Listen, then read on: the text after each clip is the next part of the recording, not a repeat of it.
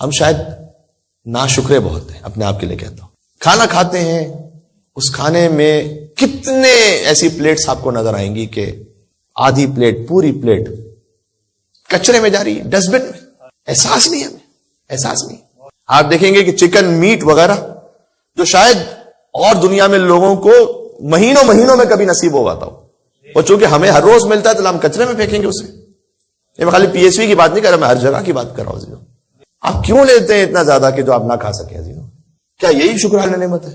ایک جگہ میں تحقیق پڑھ رہا تھا کہ ڈسٹ بن کی تصویر بنی ہوئی تھی اور اس کے آگے لکھا ہوا تھا as Dustin is seeing کہ I ate more than I think 80 and 90% of the kids of the world. 90% بچوں کو جتنا کھانا نہیں ملتا اتنا ڈسٹ بن میں جاتا ہے.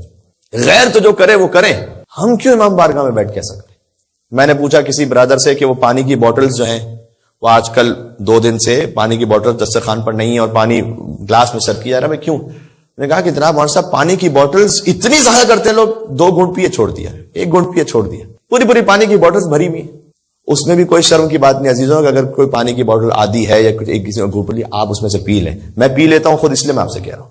کیا شرم کی بات ہے اس میں؟ کیا شرم کی بات ہے کہ اگر ہم نے اسی سے پانی پی لیا؟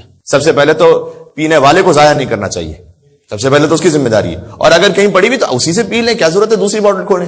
کوئی اتنا بھی ہائیجین کی ضرورت نہیں ہے عزیزوں کہ اگر کسی اور نے اس میں پانی پیا ہوا تو مجھے پتہ نہیں کیا ہو جائے گا، مجھے ملیریا ہو جائے گا، پتہ نہیں کیا ہو جائے گا، نعوذ باللہ من ذلک. خیر ایسی پاکستان ہندوستان میں آپ کو پتا ہے کہ مسجد میں ایک وہ کیا ہوتا ہے، گلاس اسٹیل کا بندہ ہوا ہوتا ہے، پوری کمیونٹی اس سے پانی پیتی ہے.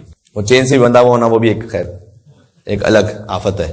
بہرحال لیکن ہم بہت ضائع کرتے ہیں کھانے کے معاملے میں، تو بالخصوص بہت ضائع کرتے ہیں. اللہ نے قرآن میں کسی اور کو شیطان کا بھائی نہیں کہا، صرف اسراف کرنے والے کو شیطان کا بھائی کا. جائے قرآن میں دیکھ لیجیے، شیطان کا بھائی اللہ نے اسراف کرنے والے کو کہا. چاہے کوئی دسترخوان افطار پہ بیٹھا ہوا ہے لیکن اگر وہ اسراف کر رہا ہے شیطان کا بھائی ہے. اتنا لیں جتنا آپ کھا سکیں، تھوڑا کم لے لیں، بعد میں پھر دوبارہ اور لے لیں. کون منع کر رہا ہے آپ کو بھائی؟ اس میں کیا حرج ہے؟ میں نے دیکھا کہ دفعہ چکن میٹ کے پیسز پورے ایسے پڑے ہوئے اور پھر وہ پھینکنے میں جا رہے ہیں. بڑا دل جلتا ہے جب ہم دوسری جگہوں پہ حالات دیکھتے ہیں کہ وہاں پر ان کے پاس اگلے وقت کا کھانا نہیں ہے. انڈیا میں حالات دیکھ لیں، پاکستان میں آپ حالات دیکھ لیں، جو میں نے کہا کہ یروشلم جو ہے نا وہاں پر بیت المقدس میں حالات دیکھ لیں، کابل افغانستان میں حالات دیکھ لیں. ابھی میں نے پیرو کی مثال آپ کو 2 دن پہلے دی تھی کہ ایک بہن بھائی کا لاشا لے کے بیٹھی ہوئی دفن کرنے، وہاں پر ان کو لاشیں دفن کرنے کے لیے نہیں مل رہے، ہم یہاں پہ پلیٹوں کی پلیٹیں پھینک رہے ہیں. یہ کوئی اس سے بڑا کفران نعمت کیا ہوگا؟ یہ میرے دل کا درد تھا جو بیان کرنا ضروری ہے. مجھے نہیں پتا کہ لیڈیز میں زیادہ ضائع ہوتا ہے جینٹس میں، جو بہرحال خبریں ملتی ہیں شاید لیڈیز میں اور بھی تھوڑا سا زیادہ ہے شاید، واللہ عالم.